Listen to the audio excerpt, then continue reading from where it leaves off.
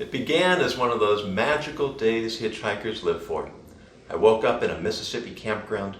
The sky was clear, the air was crisp, and I was determined to reach Brunswick, Georgia by nightfall. Ride after ride picked me up and dropped me off. It was like some heavenly travel agent had booked my itinerary. 400 miles rolled by until my luck ran out, 60 miles short of my destination. There I was in Waycross, Georgia. The light was failing, but I refused to admit defeat.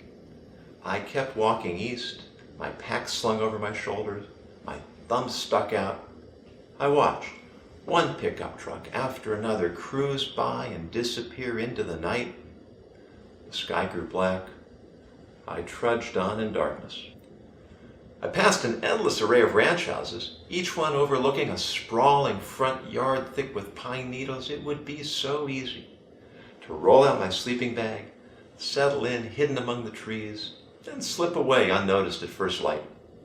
But a more prudent voice cautioned that trespassing in the deep south might not be wise. Eventually it became clear I had to find a place to sleep. I steeled myself, chose a house at random, marched up the long front drive, knocked on the door. A few seconds later, a middle-aged man stared back at me. "Good evening," I said. "I was trying to hitchhike to Brunswick." It's always important to have a destination. It implies credibility. People don't trust drifters, but they might tolerate travelers. I couldn't get a ride before nightfall. "Would it be okay if I laid out my sleeping bag in your property? I'll be gone first thing in the morning." The gentleman peered at me for several long moments. At last he said, "Well, you could do that, but we have a guest house out back. You're welcome to stay there if you like." "That's very kind of you," I heard myself say. Not sure I believed what was happening.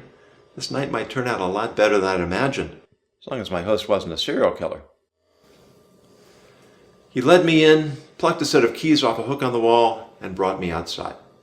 "It's a good thing you didn't go to one of my neighbors.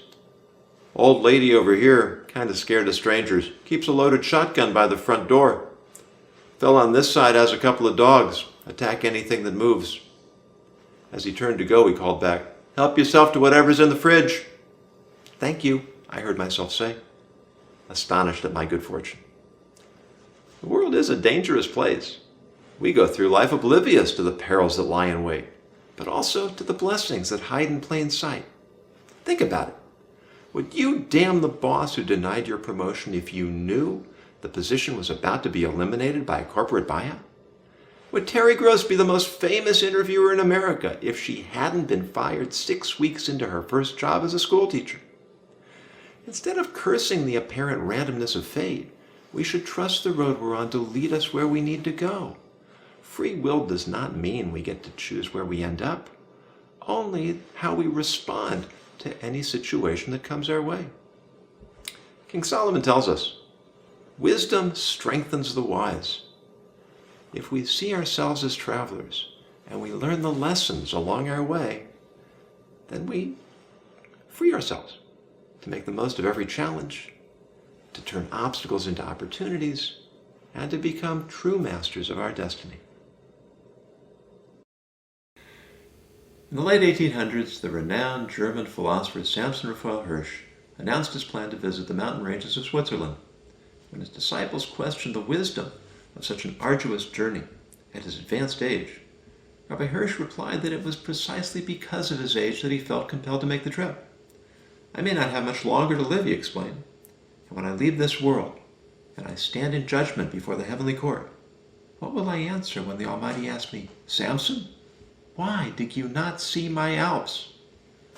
Rabbi Hirsch understood what we so easily forget, that the world is filled with beauty and wonder to inspire us to make more of our lives.